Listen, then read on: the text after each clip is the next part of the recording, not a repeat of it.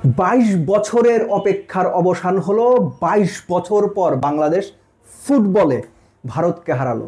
2003 সাফ সেমিফাইনাল ফিরে এলো 2025-এর নভেম্বরে। Congratulations Bangladesh team. মোরসালিনের একমাত্র গোলে বাংলাদেশ ম্যাচ জিতেছে।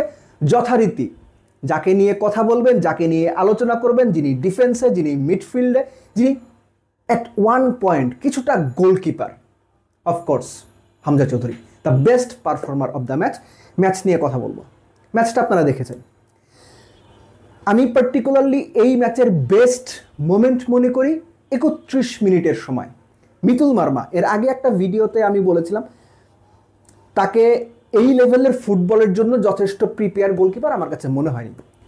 যখনই পেছন থেকে বিল্ড আপ করা হয়েছে বেশিরভাগ সময় তিনি তালগোল পাকিয়ে ফেলেছেন। কোথায় বল দেবেন, কাকে বল দেবেন, এবং ভারতীয়রা খুব ভালো জানতো যখনই তার পায়ে বল একদম পেছন থেকে বিল্ড আপ করার সিচুয়েশন তৈরি হয়েছে তাকে প্রেস করেছে, তিনি গুবলেট পাকিয়েছেন। তেমনই একটা গুবলেট, সবচেয়ে বড় গুবলেটটা পাকিয়েছিল ম্যাচের 31 মিনিটে। রাইট উইংব্যাক পজিশনে বল চলে গেল, সেখানে মিতুল মার্মা তিনি বল লুজ করলেন। এবং আপনি যদি সিচুয়েশনটা তার মনে থাকে, মিতুল গোলকিপার মানে ডিবক্সেরও অনেকখানি বাইরে, হামজা তার থেকে কত 4-5 ফুট সামনে ছিলেন। হামজা খুব দ্রুত পরিস্থিতিটা বুঝতে পারলেন। একটা পোটেনশিয়াল গোল থ্রেট বা এক্সপেক্টেড গোলের সিচুয়েশন তৈরি হয়ে গেছে। ফরওয়ার্ডের কাছে বল আসলো, আর্কের একটু পেছন থেকে, যেটাকে আমরা ছোট ডি বলি, তার একটু পেছন থেকে শট নিলেন। ততক্ষণে রাইট উইং ব্যাক পজিশন থেকে হামজা দৌড়ে ঠিক যেখান থেকে পেনাল্টিটা নেওয়া হয় ওই স্পটটার কাছাকাছি এসে উড়ে হেড করে বলটা ক্লিয়ার করলেন। আমার কাছে ওটা ছিল ম্যাচ ডিফাইনিং মোমেন্ট। ওই গোলটা হয়ে গেলে বাংলাদেশ কি করতো ইউ ক্যান টেল। কেন আমি কথাটা বললাম? বাংলাদেশ সেকেন্ড হাফে যে খেলাটা খেলেছে, বাংলাদেশ উইংয়ে কতগুলো বল সাপ্লাই দিয়েছে, মিডফিল্ডের দখল কতটুকু বাংলাদেশের কাছে ছিল, বাংলাদেশ কতগুলো ডিফেন্স চেরা পাস দিয়েছে, কতগুলো আক্রমণ করেছে যেগুলোতে গোল হতে পারত।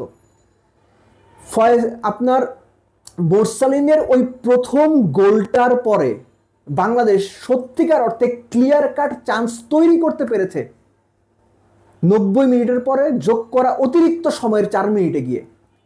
প্রথম গোল যে অ্যাসিস্ট করেছিলেন রাকিব, তিনি ইমনকে দারুণ একটা থ্রু পাস দিয়েছিলেন। ইমন পেসের কারণেই হোক, ক্লান্তির কারণেই হোক, ফিনিশিংটা দিতে পারেনি। ইন বিটুইন যে খেলাটা হয়েছে, আপনি একটা চান্স মনে করতে পারবেন বাংলাদেশ একদম out and out clear chance আপনি বলতে পারবেন না।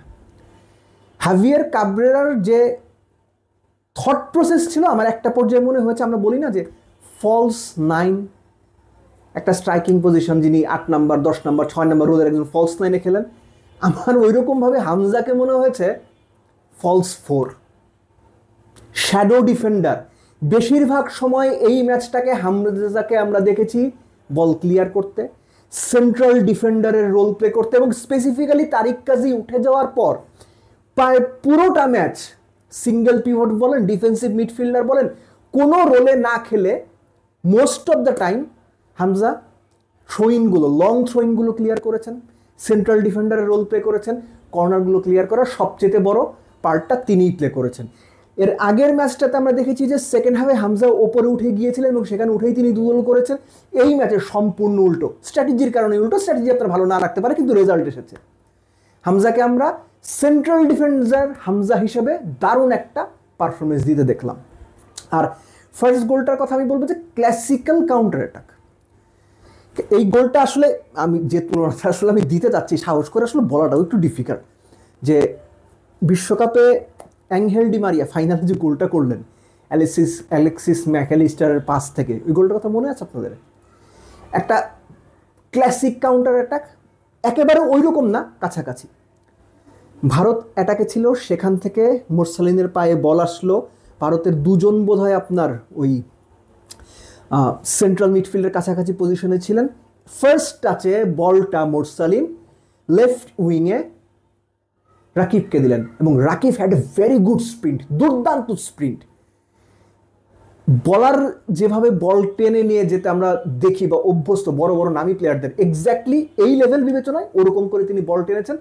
ডান পায়ে যে বলটা তিনি মাইনাস করেছেন বা ক্রস করেছেন, সেটাও মোরসালিনের উদ্দেশ্যে, এবং মোরসালিন শুধু 5টা দিয়েই থামেননি রাকিবকে, রাকিব লেফট উইং দিয়ে দৌড়াচ্ছেন, মোরসালিন মাঝখান দিয়ে দৌড়াচ্ছেন এবং শেষ মুহূর্তে গিয়ে বলটা পেয়ে গেছেন, আলতো টোকায় বল জালে জড়িয়েছেন। That was A classic counter এটা। কিন্তু ওটুকু যদি আপনি বাদ দেন, আপনি উইং বলেন, উইং ব্যাক পজিশন বলেন, সাদ কিংবা জায়ানকে আজকে আমরা উঠতেই দেখিনি।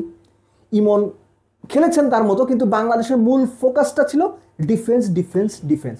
সুযোগ পেলে কাউন্টার অ্যাটাকে গোল করে বাংলাদেশ শেষ মুহূর্তে গিয়ে আরেকটা সুযোগ পেয়েছিল, বাট পারেনি। এনিওয়েজ বাংলাদেশ ম্যাচ জিতেছে অবশেষে। এই হংকং চায়নার বিপক্ষে, অমুক দলের বিপক্ষে, তমুক দলের বিপক্ষে, ভাই লাস্ট মোমেন্টে গিয়ে আমরা প্রচুর ড্র করছি, প্রচুর হারছি, লাস্টলি নেপালের সাথেও এটা হয়েছে। অ্যাটলিস্ট 3টা পয়েন্ট তো পাইছি এবং মোস্ট ইম্পর্টেন্টলি 22 বছর পর ভারতকে হারিয়েছি। এটা ভাই স্পেশাল, অবশ্যই অবশ্যই এটা স্পেশাল। এবং এই স্পেশাল দিনে বাংলাদেশ ফুটবল দলটাকে একটা স্পেশাল থ্যাঙ্কস।